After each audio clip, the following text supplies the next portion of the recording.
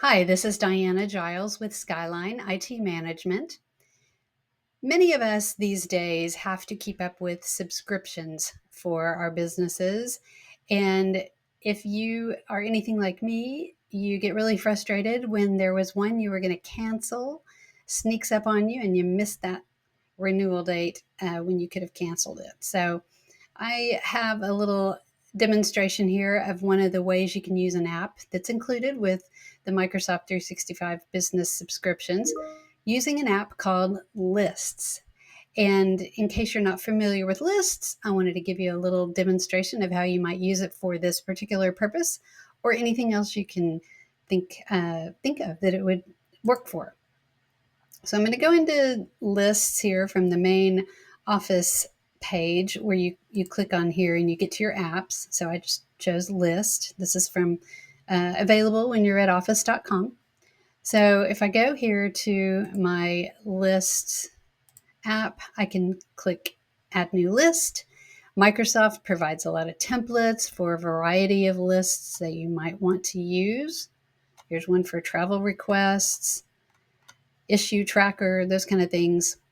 I'm going to start with a blank list here, and I already have one created, so I'm just going to type some basic things here, choose a different color, choose a different icon, and then I click create. It creates the list. And then at this point, I can add a column. And then when you add a column, you get a variety of choices of what kind of column it's going to be. In this case, for this list, I mainly just use text and date and time. But as you can see, there's a lot of options. You could create some really detailed and pretty robust lists.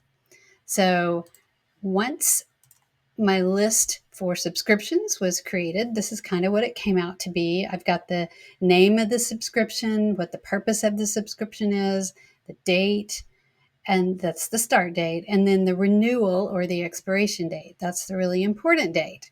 I also put a column here that's not necessary, but it has the days until expiration. So if you want to just look at it, you can see it.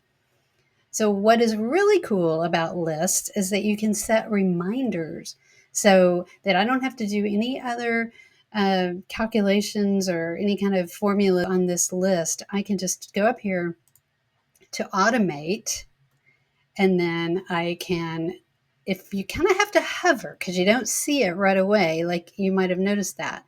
But if you hover there, you'll get this one that says set reminder because it detects that you have a column for date in there. And so I can choose which column, which date column, and I would choose the renewal or the expiration date. And then I can go through here and set a variety of reminders. It will pull up my information from my 365. If it's not already in there, you have to sign in. But what I want to, it's going to create a flow, which is with Microsoft Flow. But this automatically happens. You don't have to actually go into the Flow app and do this. So I say, get an email reminder. Maybe I want to know 35 days in advance. A lot of times we do annual subscriptions because we want to save a little money. And so you kind of want to know because sometimes there's a 30-day limit. So I'm going to set it for 35 and then do create. And so all that does, I mean, that's all that you have to do. And it will send you a reminder when one of your subscriptions or anything else you've created a list for gets to that date.